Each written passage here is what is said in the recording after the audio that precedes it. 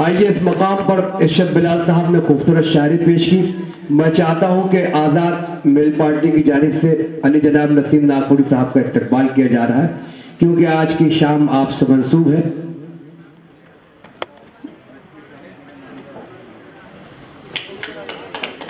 ये लुकमान अंसारी साहब, मोहतरम इमरान फैज साहब, बदरुद्दीन रहबर साहब की शेरी महफिल है।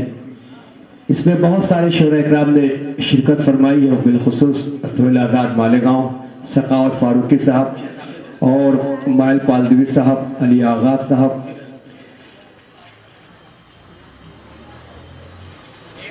और करबलाई नाज़िम बहुत बेहतरीन उर्दू दोस्त एडवोकेट नौशाद हैदरी साहब जलवा अफरोज हैं।